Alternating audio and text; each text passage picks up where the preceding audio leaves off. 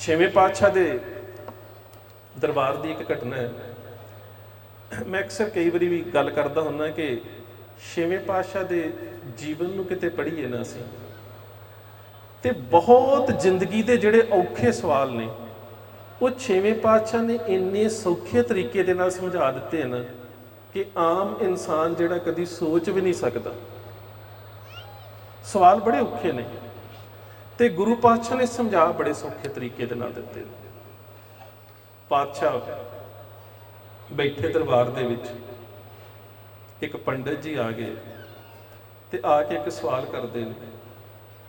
ਕਹਿੰਦੇ ਨੇ ਕਿ ਪਾਤਸ਼ਾਹ, ਕੀ ਸੱਚਮੁੱਚ ਹੀ ਪਰਮਾਤਮਾ ਮਨੁੱਖ ਦੀ ਆਤਮਾ ਦੇ ਵਿੱਚ ਵਸਦਾ ਹੈ ਤੇ ਜਿਹੜੀ ਮਨੁੱਖ ਦੀ ਆਤਮਾ ਹੈ ਇਹ ਪਰਮਾਤਮਾ ਦਾ ਅੰਸ਼ ਹੈ? ਪਾਤਸ਼ਾਹ ਨੇ ਕਿਹਾ ਬਿਲਕੁਲ, ਜਿਹੜੀ ਆਤਮਾ ਹੈ ਇਹ ਪਰਮਾਤਮਾ ਦਾ ਅੰਸ਼ ਹੈ ਤੇ ਸੱਚਮੁੱਚ ਹਰ ਹਿਰਦੇ ਦੇ ਵਿੱਚ ਪਰਮਾਤਮਾ ਵਸਦਾ। ਅਸੀਂ ਪਾਵਨ ਗੁਰਬਾਣੀ ਵਿੱਚ ਪੜ੍ਹਦੇ ਵੀ ਹਾਂ, ਮਨ ਤੂੰ ਜੋਤ ਸਰੂਪ ਹੈ ਆਪਣਾ ਮੂਲ ਪਛਾਣ।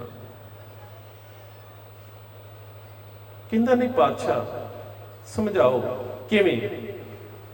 ਤੇ ਪਾਤਸ਼ਾਹ ਨੇ ਕਹਿ ਦਿੱਤਾ, ਫਿਰ ਸ਼ਾਮ ਹੋ ਜਾਣ ਦੇ, ਫਿਰ ਆ ਜਾਵੇਂ। ਹੁਣ ਜਦੋਂ ਕੋਈ ਬੰਦਾ ਸਵਾਲ ਕਰੇ ਤੇ ਅੱਗੋਂ ਗੁਰਦੇਵ ਪਾਤਸ਼ਾਹ ਇਹ ਕਹਿ ਦੇਣ ਕਿ ਸ਼ਾਮ ਹੋ ਜਾਵੇ ਫਿਰ ਆਵੀਂ, ਤੇ ਕੁਦਰਤੀ ਮਨ ਦੇ ਅੰਦਰ ਇੱਕ ਐਕਸਾਈਟਮੈਂਟ, ਇੱਕ ਉਤਸੁਕਤਾ ਬੜੀ ਵੱਧ ਜਾਂਦੀ ਹੈ ਕਿ ਸ਼ਾਮ ਨੂੰ ਪਤਾ ਨਹੀਂ ਕੀ ਹੋਵੇਗਾ। ਸ਼ਾਮਾਂ ਪਈਆਂ, ਫਿਰ ਆ ਕੇ ਬਹਿ ਗਿਆ। ਪਾਤਸ਼ਾਹ ਹੁਣ ਮੈਨੂੰ ਸਵਾਲ ਦਾ ਜਵਾਬ ਦਿਓ, ਤੁਸੀਂ ਕਹਿੰਦੇ ਹੋ ਕਿ ਪਰਮਾਤਮਾ ਜਿਹੜਾ ਹੈ ਉਹ ਆਤਮਾ 'ਚ ਵਸਦਾ ਹੈ, ਤੇ ਫਿਰ ਨਜ਼ਰ ਕਿਉਂ ਨਹੀਂ ਆਉਂਦਾ? ਸ਼ਾਮਾਂ ਪੈ ਗਈਆਂ ਨੇ। ਪਾਤਸ਼ਾਹ ਕਹਿੰਦੇ ਥੋੜਾ ਜਿਹਾ ਹਨੇਰਾ ਹੋ ਲੈਣ ਦੇ, ਫਿਰ ਆ ਜਾ। ਫਿਰ ਬਾਹਰ ਚਲਾ ਗਿਆ, ਬਾਹਰ ਬਾਗ ਦੇ ਵਿੱਚ ਤੁਰਿਆ ਫਿਰਦਾ ਹੈ। ਫਿਰ ਜਦੋਂ ਥੋੜਾ ਜਿਹਾ ਹਨੇਰਾ ਹੋ ਗਿਆ, ਫਿਰ ਪਾਤਸ਼ਾਹ ਦੇ ਕੋਲ ਆ ਬੈਠਾ। ਪਾਤਸ਼ਾਹ, ਜਿਹੜਾ ਮੈਂ ਸਵਾਲ ਪੁੱਛਿਆ ਸੀ ਉਸ ਦਾ ਜਵਾਬ ਦੇ ਦਿਓ ਕਿ ਜੇਕਰ ਪਰਮਾਤਮਾ ਮਨੁੱਖ ਦੇ ਵਿੱਚ ਵਸਦਾ ਹੈ ਤੇ ਨਜ਼ਰ ਕਿਉਂ ਨਹੀਂ ਆਉਂਦਾ? ਤੇ ਪਾਤਸ਼ਾਹ ਕਹਿੰਦੇ ਨੇ ਥੋੜਾ ਜਿਹਾ ਹਨੇਰਾ ਹੋ ਲੈਣ ਦੇ, ਹੋਰ ਤਾਰੇ ਚੜ੍ਹ ਲੈਣ ਦੇ। ਫਿਰ ਬਾਹਰ ਚਲਾ ਗਿਆ, ਇੱਕ ਅੱਧਾ ਤਾਰਾ ਨਜ਼ਰ ਆਇਆ, ਫਿਰ ਅੰਦਰ ਭੱਜ ਕੇ ਆ ਗਿਆ। ਪਾਤਸ਼ਾਹ ਹੁਣ ਤੇ ਦੱਸ ਦਿਓ। ਤੇ ਪਾਤਸ਼ਾਹ ਕਹਿੰਦੇ ਚੰਦਰਮਾ ਚੜ੍ਹ ਲੈਣ ਦੇ। ਫਿਰ ਬਾਹਰ ਚੰਦਰਮਾ ਚੜ੍ਹਿਆ ਤੇ ਫਿਰ ਆ ਗਿਆ। ਤੇ ਪਾਤਸ਼ਾਹ ਕਹਿੰਦੇ ਆ ਫਿਰ ਤੈਨੂੰ ਮੈਂ ਦੱਸਦਾ। ਪਾਤਸ਼ਾਹ ਉਸ ਦੇ ਨਾਲ ਬਾਹਰ ਚਲੇ ਗਏ ਤੇ ਬਾਹਰ ਜਾ ਕੇ ਭਾਈ ਬਿਧੀ ਚੰਦ ਨੂੰ ਆਵਾਜ਼ ਮਾਰੀ। ਕਹਿੰਦੇ ਬਿਧੀ ਚੰਦ, 2 ਪਾਣੀ ਦੇ ਘੜੇ ਲੈ ਕੇ ਆਓ। ਬਿਧੀ ਚੰਦ 2 ਪਾਣੀ ਦੇ ਘੜੇ ਲੈ ਕੇ ਆਇਆ। ਪਾਤਸ਼ਾਹ ਨੇ ਦੋਵੇਂ ਘੜੇ ਰਖਾ ਦਿੱਤੇ ਤੇ ਉਹਨੂੰ ਪੰਡਤ ਜੀ ਨੂੰ ਕਿਹਾ, ਪੰਡਤ ਜੀ ਇੱਕ ਘੜੇ ਦੇ ਵਿੱਚ ਮਿੱਟੀ ਪਾ ਦਿਓ। ਉਹਨੇ ਮਿੱਟੀ ਪਾ ਦਿੱਤੀ। ਪਾਤਸ਼ਾਹ ਕਹਿੰਦੇ ਪੂਰੀ ਤਰ੍ਹਾਂ ਦੇ ਨਾਲ ਘੋਲ ਦਿਓ। ਉਸਨੇ ਘੋਲ ਦਿੱਤੀ। ਹੁਣ 2 ਘੜੇ ਸਾਹਮਣੇ ਪਏ ਨੇ ਤੇ ਪਾਤਸ਼ਾਹ ਉਸਨੂੰ ਇੱਕ ਸਵਾਲ ਕਰਦੇ ਨੇ। ਕਹਿੰਦੇ ਪੰਡਤ ਜੀ, ਪਹਿਲੇ ਘੜੇ ਦੇ ਵਿੱਚ ਵੇਖੋ ਜਿਸ ਤੁਸੀਂ ਮਿੱਟੀ ਪਾਈ ਹੈ, ਪਾਣੀ ਹੈ ਘੜੇ 'ਚ? ਕਹਿੰਦਾ ਹਾਂ। ਘੜਾ ਹੈ? ਹਾਂ। ਉੱਪਰ ਚੰਦਰਮਾ ਹੈ? ਬਿਲਕੁਲ ਹੈ। ਨਜ਼ਰ ਆ ਰਿਹਾ? ਕਹਿੰਦਾ ਨਹੀਂ। ਕਹਿੰਦੇ ਹੁਣ ਦੂਸਰੇ ਘੜੇ 'ਚ ਵੇਖੋ, ਚੰਦਰਮਾ ਹੈ? ਹਾਂ ਪਾਤਸ਼ਾਹ। ਘੜਾ ਹੈ? ਬਿਲਕੁਲ।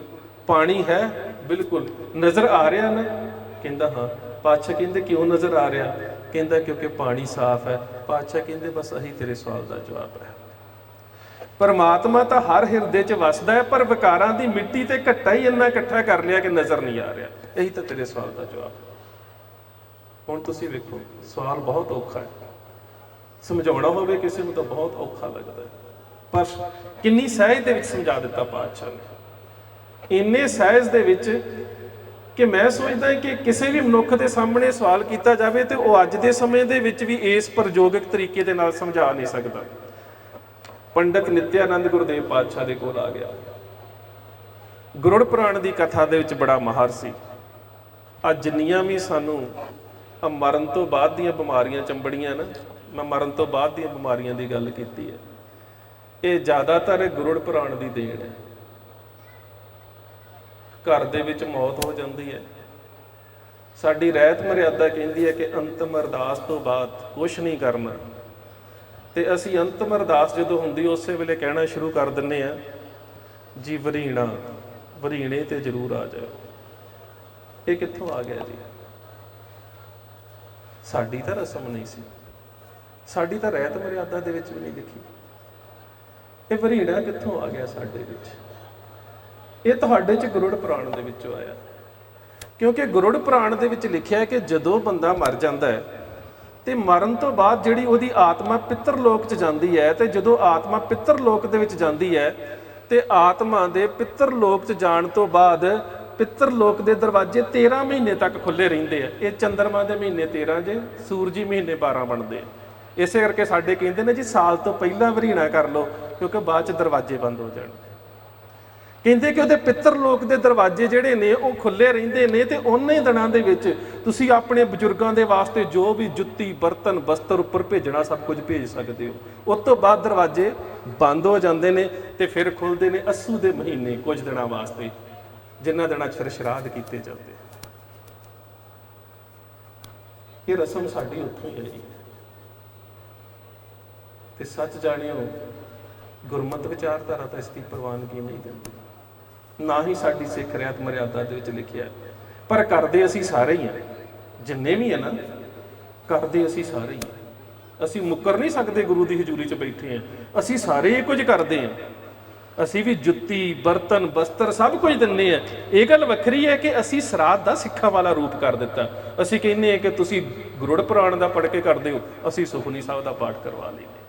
ਹੈ ਤਾਂ ਉਹੀ ਬ੍ਰਾਹਮਣਵਾਦ ਸਾਡੇ ਵਿੱਚ, ਨਿਕਲਿਆ ਤੇ ਨਹੀਂ ਅਜੇ, ਬਿਲਕੁਲ ਨਹੀਂ ਨਿਕਲਿਆ।